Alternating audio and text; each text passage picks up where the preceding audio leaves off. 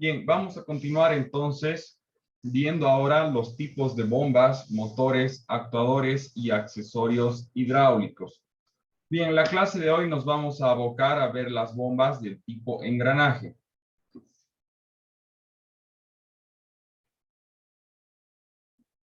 En primer lugar, vamos a ver el concepto de bombas hidráulicas.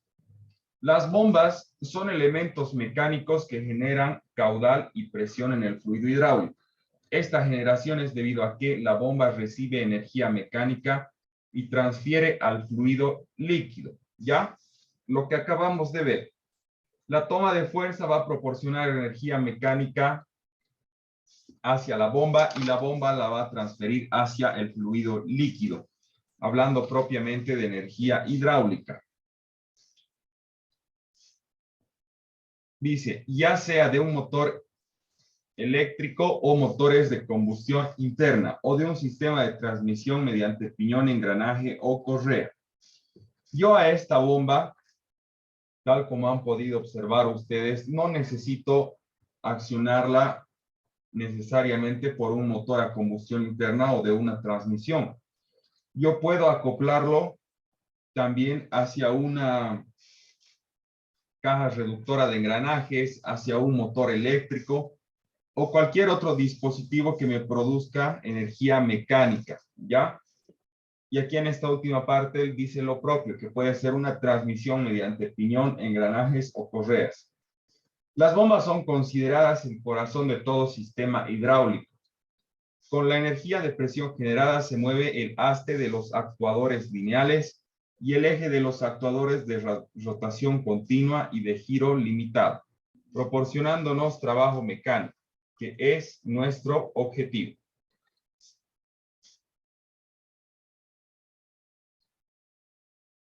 Entonces, de la caja de transmisión, mediante la toma de fuerza, yo voy a obtener energía mecánica. Esa energía mecánica se va a transformar en energía hidráulica para mover algún tipo de accesorio y nuevamente convertirlo a energía mecánica. La bomba de engranajes.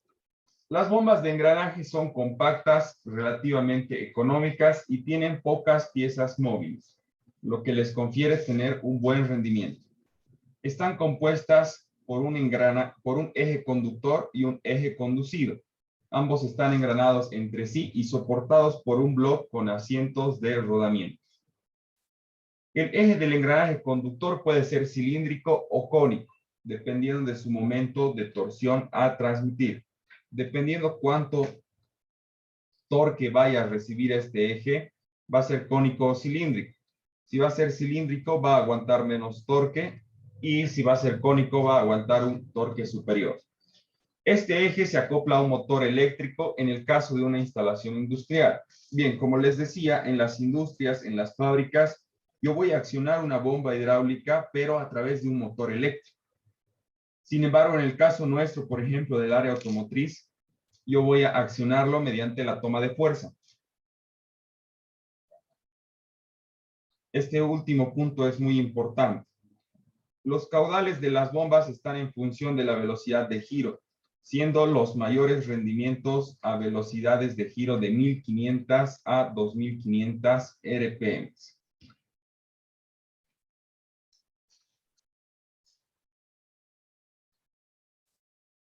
Bien, fíjense, esta es la constitución de una bomba de engranajes. Tienen un eje conductor y un eje conducido. Ya, entonces, lo que va a suceder es que el aceite va a entrar en este sentido y los engranajes van a girar en sentidos opuestos, haciendo que salga aceite presurizado del otro lado. Estas bombas y engranajes en los vehículos los vemos en la bomba de aceite, en las motocicletas lo propio. Ya son bombas de engranajes que tienen el mismo trabajo. Ahora, ¿cuáles son las características constructivas de las bombas de engranajes? En primer lugar, son bombas de caudal constante. Se caracterizan por tener juegos radiales y axiales muy pequeños, a objeto de garantizar una estanqueidad, es decir, que no permiten el retorno de aceite, por lo que son llamadas bombas de desplazamiento positivo. Constructivamente son simples y económicos debido a su reducido número de piezas. Tienen una menor sensibilidad a las impurezas del fluido líquido y una gran capacidad de succión, mayor versatilidad en cuanto a su aplicación refiere. ¿A qué nos referimos con esto? Que estas bombas de engranaje no son sensibles a un líquido que esté lleno de impurezas. Por ejemplo, ustedes o sea, les quiero decir que es diferente el trabajo que realiza una grúa en el campo, en un lugar polvoriento, a que lo realice en la ciudad. Obviamente que cuando se realiza el trabajo en lugares abiertos, el aceite se llega a contaminar mucho más rápido, ¿no es cierto? Entonces, estas bombas son menos sensibles a esa contaminación, por tanto, son más resistentes. 5. Son bombas de amplio rango de capacidad volumétrica, del orden de 2 a 22 centímetros cúbicos por rotación. Es decir, en una vuelta puede generar un caudal de 2 hasta 22 centímetros cúbicos. Hasta 26 a 30 centímetros cúbicos por rotación, dependiendo del modelo. Presión de 250 kilogramos por centímetro cuadrado. Bien, les voy a preguntar esto en su examen, ¿ya? Así que por favor, esto tomen bastante atención. ¿Cuáles son las características de las bombas de engranaje?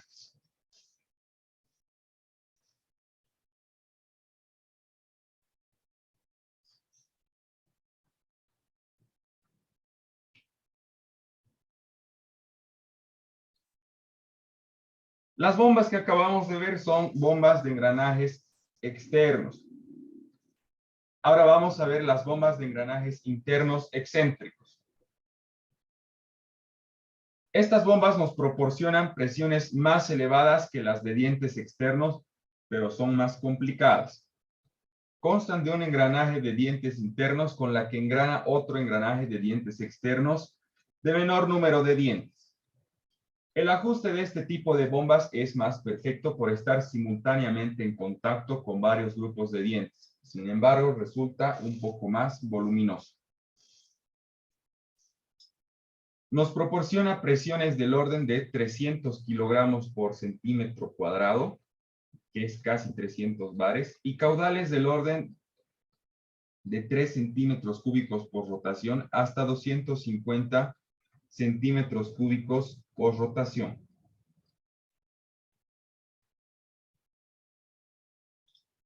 Las revoluciones de este tipo de bombas son de 500 hasta 3000 RPM.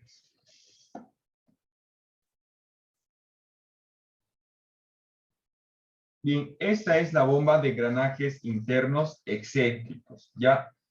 Estas son las bombas que van a poder observar en la mayoría de las volquetas, de las grúas, etc. Fíjense, tienen ustedes a un engranaje en la parte exterior, o que vamos a llamar rueda dentada exterior. Y luego tienen internamente otro piñón. Y entre ellos dos, fíjense que tienen una media luna, ¿ya? Esta media luna va a garantizar que sean excéntricos. Si yo no tuviera esta media luna, que es una pieza metálica, podría tener el riesgo de que lleguen a centrearse, ¿no es cierto? Y ya no podría ocurrir el trabajo. Ya no estaría funcionando esta bomba. Por eso es que tengo una media luna, para poder garantizar la excentricidad.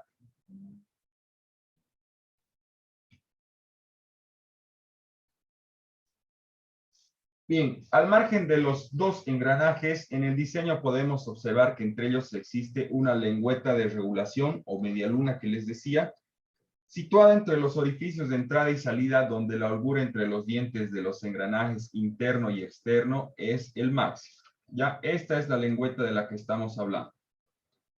Comienza el funcionamiento de estas bombas cuando el eje del engranaje de dientes externos o engranaje conductor es accionado. con lo que se produce el giro simultáneo de este engranaje y el engranaje de dientes internos, creándose un vacío. Y el aceite del depósito es aspirado entre los dientes de ambos engranajes y arrastrado hacia la parte superior, donde es comprimido y enviado hacia la línea de presión de la bomba. Fíjense, este es el trabajo de una bomba de engranajes internos. El piñón conductor, que es el exterior, hace que gire el piñón interno o el piñón conducido, y que a su vez, fíjense, tenemos a una media luna que va a garantizar que estén excéntricos, que no tengan el mismo centro este piñón y el piñón exterior. De esta forma es en la que trabajan las bombas de engranajes internos. Bien, estas bombas se caracterizan por ser más sensibles a los contaminantes y girar ambos engranajes en el mismo sentido. Ya, muy importante. En esta otra bomba, fíjense que los engranajes giran en sentidos opuestos para poder crear succión y presurizar el líquido. En esta otra no, giran en el mismo sentido.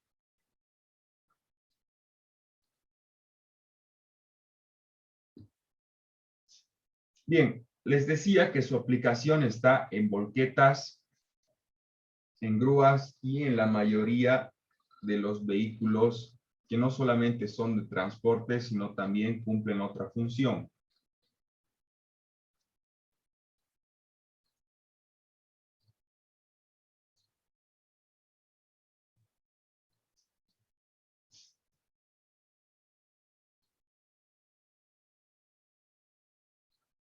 Vamos a analizar entonces a esta grúa que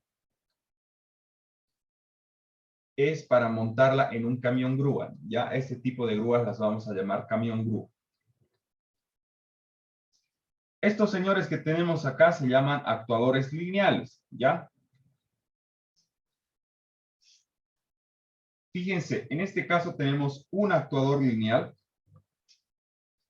dos actuadores lineales, y para la parte telescópica tenemos otro juego de actuadores lineales. Ya, fíjense, este es un brazo telescópico que va a ir saliendo progresivamente, y para cada uno de los bloques tenemos un actuador lineal. Entonces, este de acá va a salir, va a llegar a su tope y va a transmitir la presión hidráulica al siguiente. Va a ir saliendo, va a llegar a su tope y va a transmitir la presión hidráulica al siguiente. Bien, entonces acá tendríamos 1, 2, 3 actuadores lineales, 4 y 5.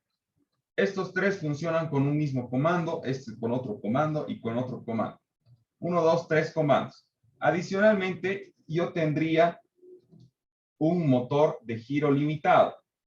Ya se acuerdan que al principio les he mencionado que existen motores hidráulicos y motores hidráulicos de giro limitado. En este caso vamos a tener un motor hidráulico de giro limitado.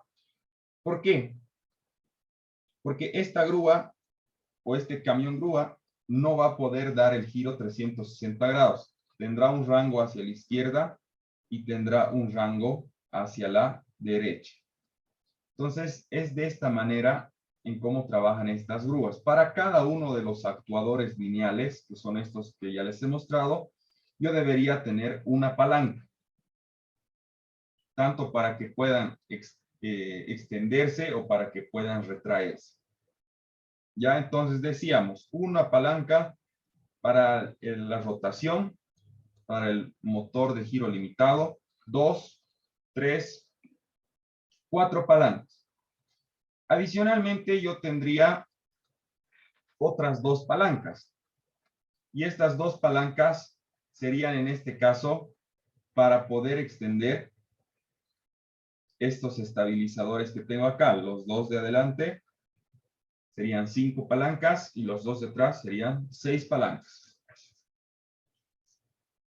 Entonces, cuando ustedes vayan a ver un camión grúa, van a encontrar 6 palancas o más, ¿de acuerdo? Dependiendo cuáles sean las características constructivas de la grúa que monta este vehículo.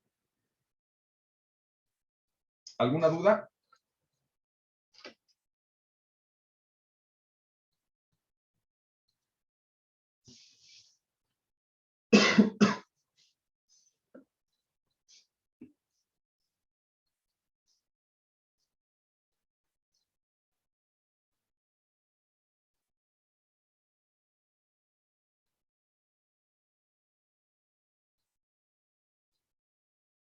Ya, muy bien. Entonces, vamos a pasar ahora, dejando de lado las bombas, que vamos a continuar la próxima clase. Vamos a ver y vamos a hablar acerca del depósito hidráulico. Depósito hidráulico, que es donde se almacena el aceite que ustedes ya han visto en el video hace un momento. Bien, el depósito, también llamado tanque hidráulico, cumple varias funciones, ya además de ser el reservorio del líquido hidráulico. Dice, además de servir como uso más inmediato del dispositivo donde se realiza el llenado y vaciado del fluido hidráulico, sirve también como depósito pulmón donde se realiza la aspiración por parte de la bomba. Sirve también como elemento disipador de calor a través de las paredes del tanque, refrigerando así el aceite contenido en su interior. Para ello es necesario que el aceite tenga un tiempo de residencia mínimo en el interior del tanque de al menos 1 o 2 minutos. Así, en función del caudal de la bomba, se podrá diseñar el volumen del tanque. En efecto, para una bomba con caudal de diseño, por ejemplo, de 10 litros por minuto, haría falta un tanque con capacidad de al menos 20 litros. O sea, ¿qué nos está diciendo acá? Que el total de aceite que entre a mi depósito no va a ser el total de aceite que va a entrar a mi sistema, porque yo voy a tener aceite en las líneas y aceite en la propia bomba hidráulica, ¿ya? Y en función a eso yo tengo que calcular cuánto aceite va a entrar a mi depósito. Al servir como depósito de remanso de aceite, se usa también para la deposición en el fondo de partículas y contaminantes que puedan arrastrar el circuito hidráulico, evitándose así que se vuelvan a recircular. Bien, fíjense en la imagen.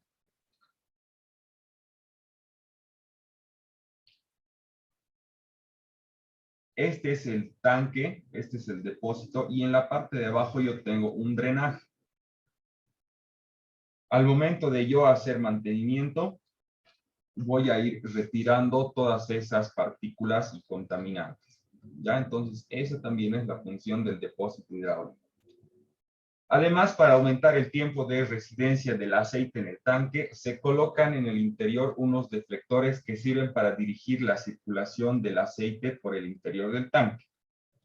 Con ello se consigue mayor tiempo de estancia del aceite en el depósito y da lugar para que los contaminantes se depositen en el fondo del tanque, además de favorecer la evaporación del agua que pueda contener el aceite disuelto y la separación del aire. Entonces, fíjense, el mismo aceite tiene deflectores, ¿ya? Y estos deflectores van a facilitar que el agua se llegue a evaporar o el aire que yo vaya a tener.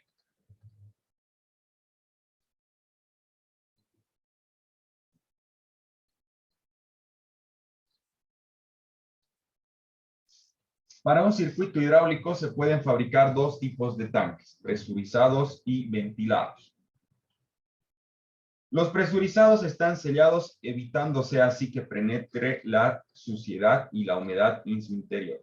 La presión interna que se genera a medida que se calienta el fluido hidráulico también sirve para empujar el aceite hacia la bomba, evitando que se produzca la cavitación de la misma. Bien, ¿cuál es el fenómeno de cavitación? Es un fenómeno en la que se generan burbujas en el líquido hidráulico y estas burbujas empiezan a corroer los dientes de los engranajes o de los álabes, ¿ya? En vez de que la burbuja explosione, digamos que implosiona ya hacia adentro. Entonces se va carcomiendo a los álabes o a los dientes de los engranajes. Ese es un fenómeno que se da en todo tipo de bomba, ya sea para impulsar agua o impulsar aceite.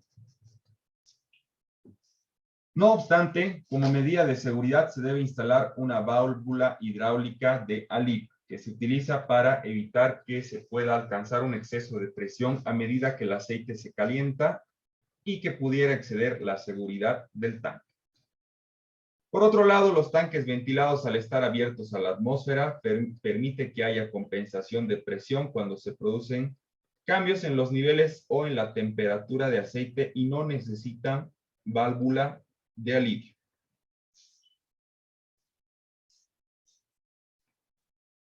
Entonces, fíjense, de acuerdo a la simbología ISO, que vamos a verla también, tenemos ambos tanques. En primer lugar, el aceite ventilado y el aceite presurizado. Esta es la simbología para, bueno, según la norma ISO.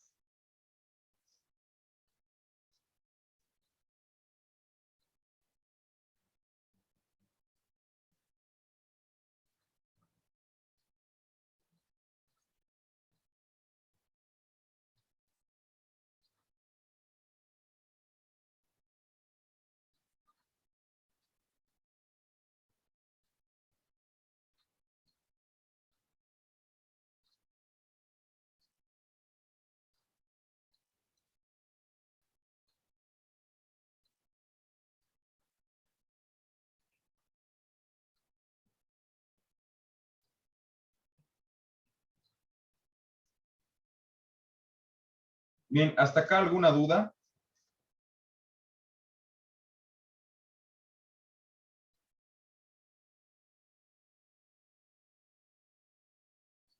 Están muy callados. A ver, Alvarado, Inocente, Josué.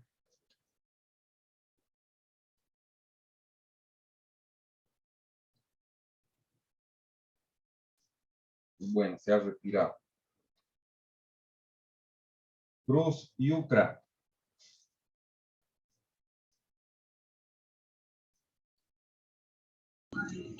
Presente, profe.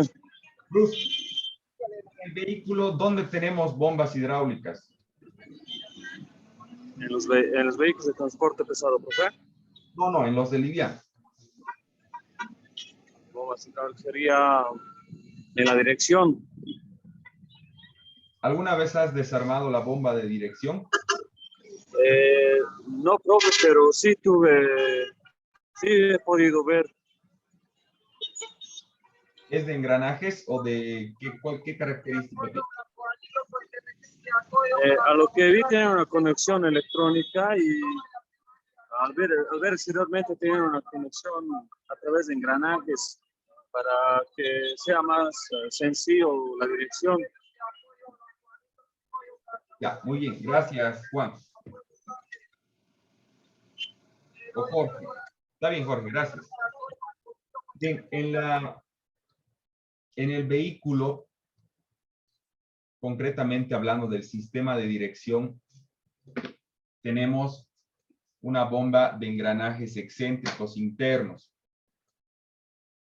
Y en algunos casos tenemos una bomba de paletas. Les voy a mostrar.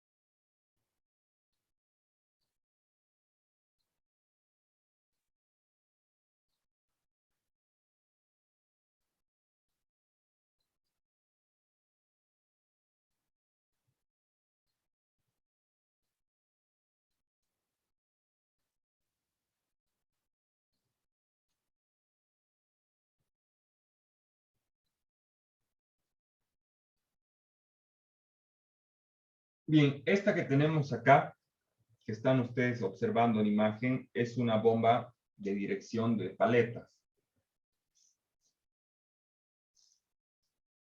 Fíjense, está constituida por una carcasa e internamente tenemos a las paletas, que son estas, ¿ya? Estas paletas son las que se van desgastando con el propio funcionamiento. Entonces, han debido notar que alguna vez cuando falta líquido hidráulico, empieza a sonar cuando giras el volante a la izquierda o cuando giras a la derecha. Puede estar sonando por dos motivos. Como les decía, puede estar sonando porque falta líquido hidráulico o también puede estar sonando por el desgaste de estas paletas o estas aletas. ¿Ya? Entonces, en algunos casos, ¿cómo se puede subsanar esta deficiencia? Estas paletas pueden ser extraídas, ¿ya? Y lo único que tienes que hacer es dar la vuelta para que toda esta parte desgastada quede hacia adentro y la parte que no está desgastada quede hacia afuera. Ese es un trabajo, por ejemplo, que se realiza en las bombas de dirección. Y de esa manera tu presión va a mejorar y en algún caso va a dejar de sonar también tu dirección. Por otro lado, fíjense que yo tengo una válvula reguladora de presión o de caudal. Entonces, este es un tipo de bypass. Cuando ustedes vayan a provocar que la salida, por ejemplo, vaya hacia la izquierda y lleguen a su tope, porque obviamente la dirección tiene su tope, la presión ya no va a salir, sino que va a venir por este bypass. Va a venir por este bypass, va a seguir este circuito y va a volver a ingresar. Entonces, de esa manera van a evitar ustedes una sobrepresión. Todas las bombas hidráulicas tienen una válvula reguladora de presión o de caudal, ¿ya? Para evitar las sobrepresiones que son normales. En este caso, cuando giras tu volante a tope a la derecha o tope a la izquierda, ahí es donde estarías generando una sobrepresión. Y te puedes dar cuenta fácilmente porque cuando has llegado al tope, empieza a sonar, ¿no es cierto? Entonces, ahí es donde estás provocando una sobrepresión.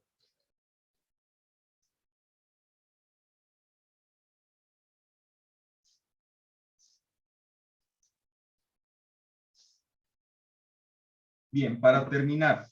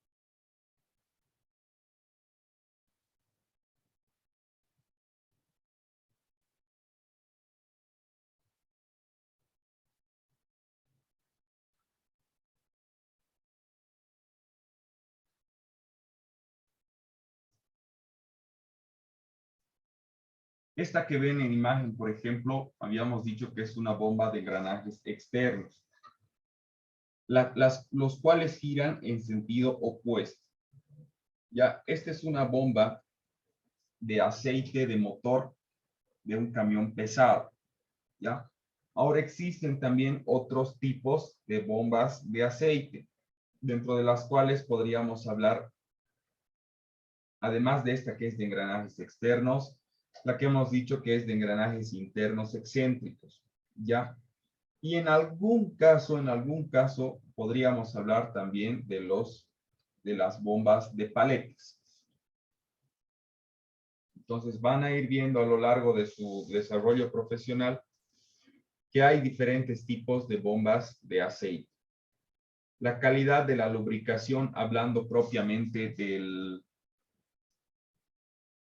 aceite de motor, va a depender mucho del estado de tu bomba, ya que muchas veces es dejado de lado. O sea, cuando se realiza una reparación del motor, nos olvidamos de la bomba de aceite porque asumimos que está bien. Ya, pero lo recomendable siempre es cambiar tu bomba de aceite después de haber ejecutado una reparación de motor.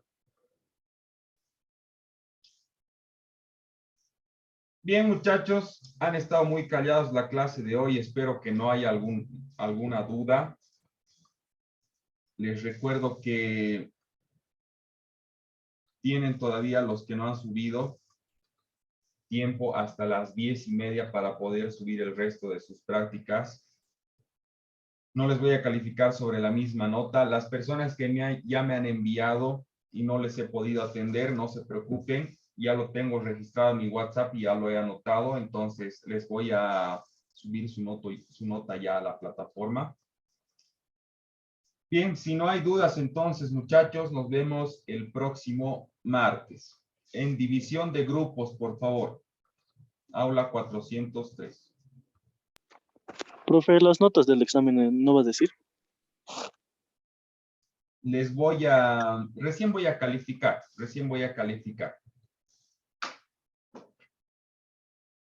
Entonces, si tienen alguna duda o alguna observación, me escriben a mi WhatsApp, por favor. Está bien, profe. Profe, los ejercicios que ha dado esta última clase, ¿podemos presentar hasta las 10? Hasta las 10:30. Y en realidad, Profe. Sebastián, estos ejercicios ya los he dado hace más de un mes, ¿no es cierto? Y la resolución lo hemos hecho también en la clase. Entonces, si has asistido a la clase, tendrías esos ejercicios resueltos. Por eso es que les estoy dando hasta las 10:30 solamente, ya, porque ya los hemos resuelto, es solamente que copies y lo presentes. Sí, profe, los tengo, solo que me faltaba uno que me he equivocado. Ya, adelante, Sebastián, subilo antes de las 10:30, por favor, sus compañeros igual. Profe, si ya hemos presentado, ya no tenemos que subir nada, ¿no? ¿O es otra tarea más? No, es solamente para los que no han subido. Solamente hemos tenido 2 actividades parcial. Uno de ellos es el examen y otro la práctica que hemos hecho, nada más. Está bien, profe. Ya, listo, muchachos. Chao, chao. Nos vemos la próxima. Hasta luego, profe, hasta luego. Hasta luego, chao, chao.